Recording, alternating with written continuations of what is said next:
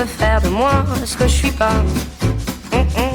Mais je poursuis ma route, je me perdrai pas, c'est comme ça.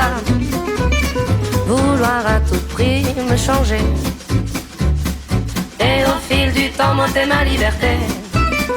Heureusement, j'ai pu faire autrement. Hoje eu tenho um desafio enorme aqui no canal Amplo Espectro. Vou tentar fazer uma análise, uma breve análise sobre a obra de José Ortega y Gasset, Meditações, Don Quixote. Bom, em termos de livros filosóficos, está certamente entre os mais bem conceituados. Uma obra muito bem escrita, muito bem construída pelo José Ortega y Gasset. E tentando sintetizar de uma maneira assim clara, né? Vou tentar trazer a linguagem dele para uma linguagem mais acessível. Pode-se dizer que o Ortega y Gasset faz um esforço muito grande ao longo dessa obra, e como alegoria ele usa, obviamente, a obra do Miguel de Cervantes, o Don Quixote, né? Don Quixote de la Mancha, e o seu personagem, né? Parceiro, o Sancho Panza, né? A relação entre os dois, para tentar resgatar uma filosofia racionalista aos tempos modernos, né? Pois para o Ortega y Gasset, desde Descartes, pode-se dizer assim, o racionalismo foi sendo superado, sublimado por uma visão extremamente empirista e pragmática. Então eu sinto o Ortega y Gasset apelando inclusive para muitos conceitos platônicos, visando tentar resgatar os sentidos mais profundos, apenas alcançáveis através do intelecto, e menos do que ele chama na obra de sensualismo, que nada mais é do que a experiência sensorial imediata, né, o que a gente chama filosoficamente de empirismo. Então, a primeira grande dicotomia filosófica da Grécia Antiga nessa questão entre racionalistas e empiristas pode ser citada, né, a dicotomia entre Parmênides e Heráclito, né? Heráclito era alguém que via o mundo conforme os sentidos, e o Parmênides, ao contrário, tentava a partir dos sentidos tirar uma racionalidade que pudesse inclusive contrariar, né, a visão a princípio, né, ter uma visão distinta da de Heráclito. E dali o Parmênides criando aí, pode-se dizer, a metafísica do ser, que vai ser mais aperfeiçoada a posteriori com Platão, né, Sócrates, né, e Platão. E depois o Aristóteles vai tentar conciliar as duas visões. Na era moderna, essa história um pouco meio que se repete, né? A gente começa tendo racionalistas como Spinoza, como o Descartes, que é alguém citado aqui na obra pelo Ortega y Gasset. Depois tivemos empiristas radicais, sobretudo britânicos, né? Você vai ter o David Hume, Thomas Hobbes, né? O Francis Bacon e o próprio John Locke, né? E depois vem o idealismo, sobretudo o idealismo alemão, tentando fazer o que o Aristóteles fez ao seu tempo, né? Conciliar. O Kant foi alguém que fez essa tentativa, mas na visão do Ortega y Gasset, todo o idealismo alemão, a partir do Kant, não foi suficiente para sustentar os sentidos mais profundos. Agora veja, eu falo isso fazendo uma pequena observação, porque ao longo da obra, Ortega y Gasset sugere que há uma dicotomia no sentido do modo de ser hispânico em relação ao germânico. Mais na frente ainda ele vai tentar esmiuçar essa ideia de senso germânico, mostrando que na verdade há um certo desprezo às questões históricas que envolvem essa formação cultural, porque na verdade os germanos nada mais são do que descendentes de uma cultura única chamada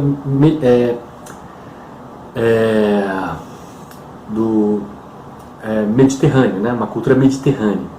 Mas serve para ilustrar para o Ortega y Gasset essa visão, essa dicotômica moderna entre uma cultura germânica mais idealista e uma cultura hispânica mais sensualista, serve para que ele monte uma ideia de que os hispânicos, que você observa, por exemplo, na a arte de Goya, que ele vai mostrar o quão primitiva é a arte de Goya, porque justamente o sensualismo hispânico, ele elimina profundidade da experiência humana.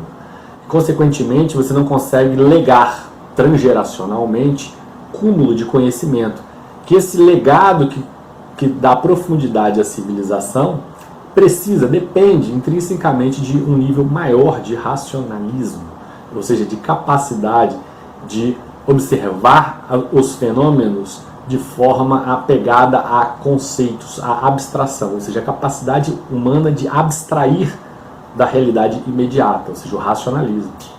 E que há uma tendência, ele vislumbra uma tendência civilizacional moderna a negar essa racionalidade e a desmerecê-la, inclusive usando da ironia, tal qual Sancho Panza faz com relação ao grande idealista da literatura, o Don Quixote de La Mancha, e que essa ironia, que inclusive pode-se pensar aí, usada depois por Henri Bergson, no sentido do cômico, a comicidade ela vem um pouco para apedrejar os idealistas, os românticos, os loucos, e tirá-los ao chão, do pragmatismo empirista. Só que esse pragmatismo empirista radical, que na cultura hispânica se evidencia muito, sobretudo através da arte de Goya, que é uma arte primitiva, mas que se poderia pensar aí na figura do Sancho Panza, na obra de Cervantes, esse sensualismo impede que o legado transgeracional se some de forma a acrescentar profundidade ao processo civilizacional. Então, para Ortega y Gasset, a civilização está um pouco meio que perdendo profundidade nas relações.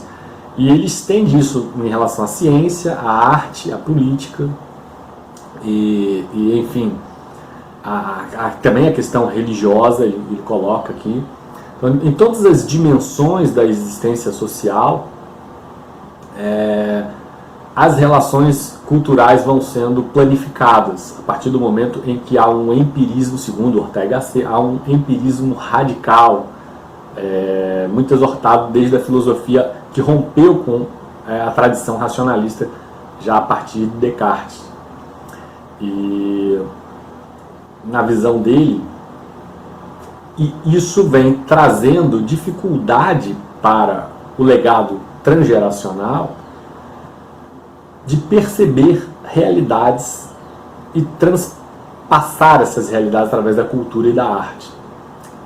E o exemplo que ele dá é justamente a arte Goya. Ele diz a arte hispânica, ela está sempre como se fosse a relação do homem que acaba de nascer, o homem que não tem um passado para receber legado, porque é um homem que nasce e vê as experiências sem os conceitos platônicos, sem as questões dos conceitos, dos nomes, que é por onde o homem consegue pensar a realidade através desses conceitos.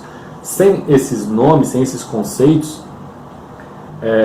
não se tem o sentido de floresta, por exemplo, uma coisa que ele coloca aqui na obra, você tem o sentido de árvore, e que você não consegue ter um conceito geral.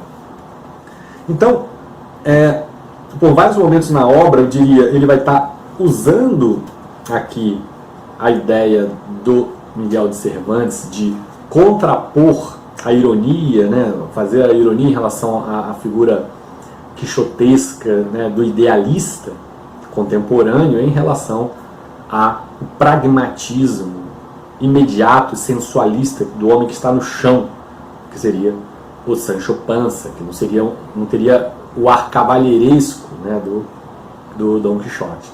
E ele mostra que se perdeu a dimensão do que seria o idealismo, digamos, do Cervantes e não do Dom Quixote, porque o do Dom Quixote, algo que ele também sugere aqui, que há uma forma de estereotipar o idealismo radical na figura do Dom Quixote, que se diferencia em relação ao seu autor, o Miguel de Cervantes.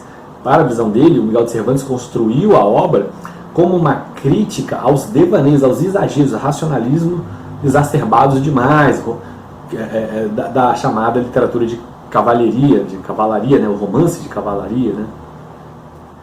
Mas que isso não significa de forma alguma que o próprio autor, o Cervantes, estivesse ali alinhado com a visão extremamente pragmática do Sancho Panza, que era apenas alguém que estava, digamos, tentando colocar, o autor estaria tentando colocar os devaneios de uma geração passada aristocrática, alinhá-la um pouquinho mais com a realidade, abaixar um pouquinho a bola dela, jogá-la um pouco mais próxima ao chão. Mas que esse jogar um pouco mais próximo ao chão, na nossa cultura odierna, foi confundido com atirar toda a cultura ao chão de forma pragmática, excessivamente demasiada, tornando as experiências humanas extremamente planificadas e rasas. Há um momento aqui na obra que eu acho interessante, tem até uma nota de rodapé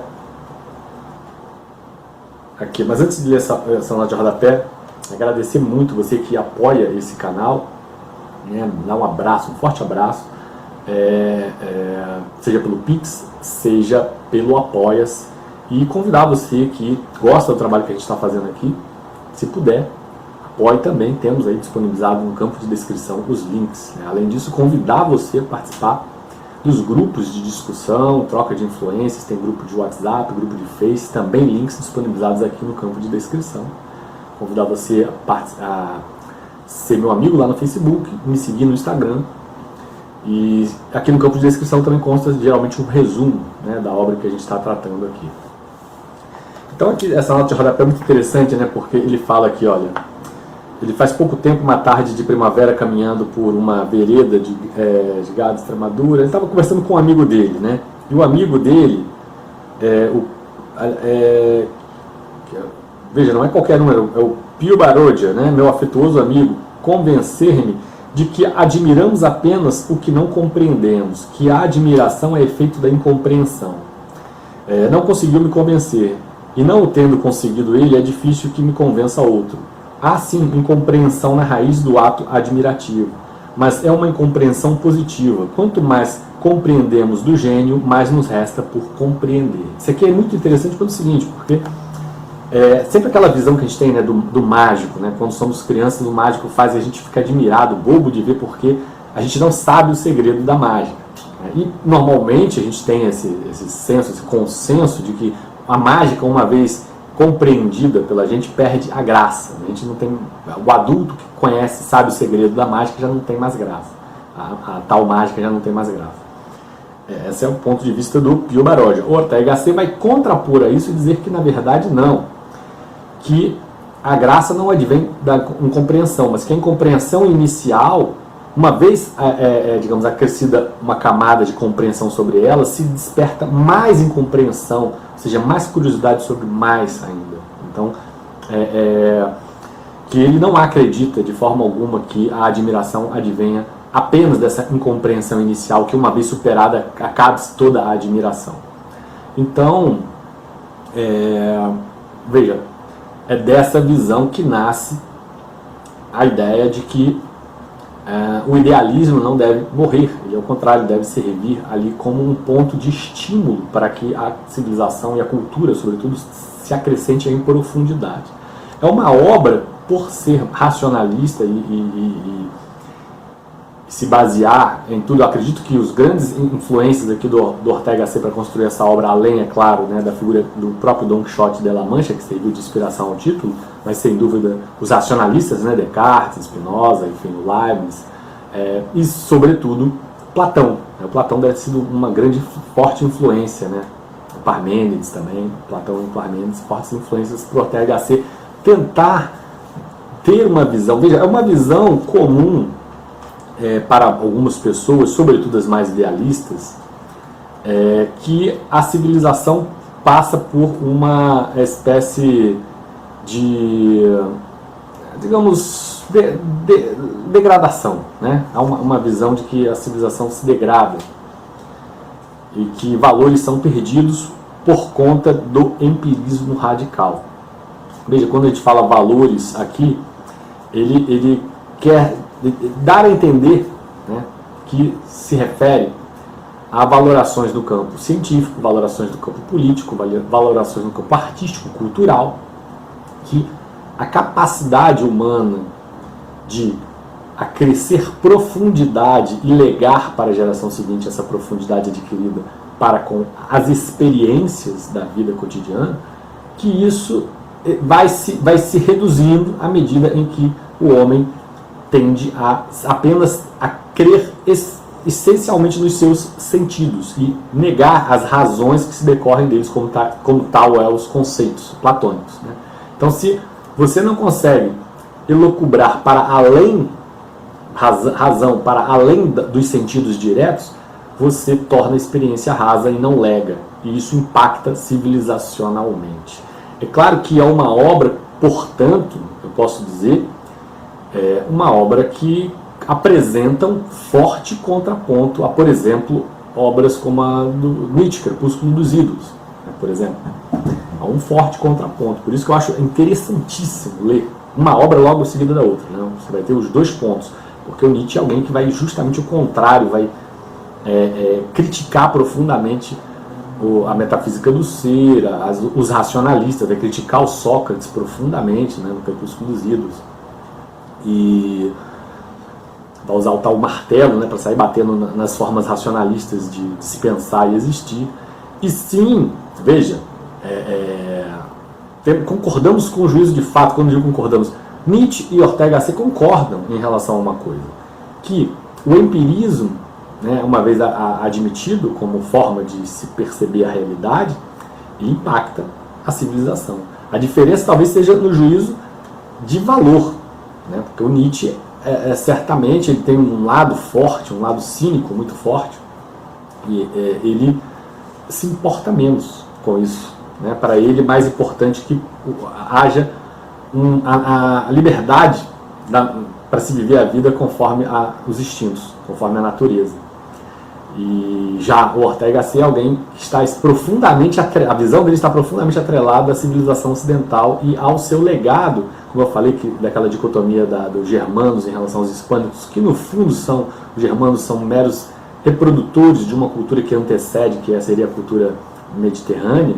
E essa cultura mediterrânea, o Ortega Gasset fala inclusive que os romanos pouco acrescentaram. Eles praticamente pegaram tudo dos gregos, que na verdade eram os gregos que eram os grandes acrescedores de profundidade à cultura. É isso, né? E você pode ter certeza que ali, na Grécia, se fôssemos acreditar aí em reencarnação, Nietzsche seria o Diógenes, né? Seria alguém que estaria debochando do Sócrates, quando Sócrates disse que o homem era um bípede sem penas, né? E aí o Diógenes chega e atira uma galinha depenada e diz: eis o homem. Bem a cara do Nietzsche, né? Fazer deboche, justamente usar da ironia que aqui é mencionada, né? Do Sancho Panza, para debochar do racionalista quixotesco que seria o Sócrates, né? Eu confesso, eu fico muito entusiasmado com essas discussões filosóficas, eu fico profundamente... Tenho uma tendência a gostar mais do empirismo do Nietzsche do que do racionalismo do Ortega Gasset, mas isso não significa que eu não reconheça valor e, sobretudo, até razão em muitos momentos. E aí é uma questão, veja, há uma concordância em relação ao juízo de fato. A civilização, para acrescentar profundidade, ela depende em algum nível de capacidade de abstração, né, de conceitos, de nomes, sem dúvida. A questão é que eu vejo, aí entra a minha crítica pessoal à questão, né? O meu problema, tanto com relação ao Nietzsche quanto com relação ao Ortega Gasset, é a generalização para todas as dimensões da experiência humana. Então, ou seja, vai incluir aí política, moral, vai incluir arte, cultura, vai incluir modos relacionais. Quer dizer, eu acredito, eu penso que, por exemplo, na política eu tendo a ser um pouco mais pragmático, né? Na política, na economia. Já na moral eu tendo a transvalorar os valores. Eu acho que é um abuso da sociedade querer ficar me dizendo que é o certo e que é o errado, né? Tendo. Agora, veja, sobretudo no que diz respeito a modos relacionais, modos afetivos, né? Reconheço que no campo, quando a moral já começa a esbarrar no campo ético, ali a gente já começa a ter que reconhecer a necessidade de alguns valores que limitem a conduta humana, porque de fato, né, seria um tanto quanto arriscado. E aí, ao momento em que eu concordo com o Ortega Gasset, seria um tanto quanto arriscado nós permitirmos livremente vazão de instintos numa civilização que em algum nível reprime. E uma vez que ela reprime, há efeitos rebotes, tal qual Eurípides nas Bacantes sugere, né, com Dioniso, promovendo, através de ditirambos, uma forma agressiva das mulheres de Tebas, né, reagirem. Muito aquela agressividade poderia se pensar ali no Freud como uma espécie de neurose, fruto das repressões. Então, o homem civilizado, ele em algum nível é reprimido, não há como. E aí a gente, uma vez liberto, pensando em transvalorar todos os valores, corre o risco de permitir que algum nível de agressividade, né, descontrolada produza verdadeiros barbarismos na ordem social, na harmonia social. Eu prefiro essa palavra. Agora, é uma discussão belíssima. Seria muito bom se pudéssemos assistir, né, o Nietzsche e o Ortega Gasset debaterem a respeito desse tema. Seria profundamente enriquecedor. Ou que, sei lá, né, enfim, infelizmente não é algo que vai acontecer. Infelizmente. Mas há esse debate através das obras, né? Então, recomendo demais a leitura das duas obras, para você concordar com todo mundo e ficar, né, se sentindo um lixo, que nem eu falo, poxa, que coisa terrível, né? Mas é fantástico, é maravilhoso, é muito bem escrito, a obra, né, Meditações do Quixote, e é muito bom quando a gente reconhece que alguém que pensa diferente da gente é sensacional, espetacular. Então, isso eu acho que é necessário na vida intelectual de todo mundo. Você, sobretudo, priorizar as pessoas que discordam de você. Sobretudo, dar essa prioridade e tentar enxergar o valor dos pensamentos que são opostos ao seu. Uma vez que você consiga fazer isso, você está indo na direção certa, a direção de expandir a sua mente, ao invés de diminuir a sua mente, ficar através de cartilha jogando pedra quem pensa diferente. É o contrário, a gente deve expandir a nossa visão e tentar compreender quais são as principais razões, aquelas que nós somos forçados a reconhecer que o outro está certo, né? E acho que é essa a função da literatura e da filosofia. É isso, gente. Fiz um resumo muito, posso dizer assim, um resumo paupérrimo, né? Reduzi a obra a quinquilharias. Então recomendo demais que você busque a leitura direto, se é que você já não fez isso, né? Uma obra imperdível como essa, bem possível que você já tenha lido. Mas é isso aí, gente. Não pretendo me estender muito mais. Espero que tenha sido proveitosa essa análise. Um forte abraço. Até a próxima. Esse é o nosso canal de literatura e filosofia. Se você gostou do nosso conteúdo, curta o vídeo e se inscreva. E aproveite para fazer as amizades certas nos grupos. O grupo de estética é o grupo onde se troca influências sobre arte, cinema, música, filosofia, pintura. E o grupo ética é o grupo que se propõe ao debate político, moral, ético, econômico. Os links estão disponibilizados no campo de descrição desse vídeo. Você vai adorar! Por fim, não deixe de conhecer nossos outros canais, o Tube Cult e o Limão Libertário. Obrigado por assistir até o final, foi um prazer tê-lo por aqui. Até a próxima!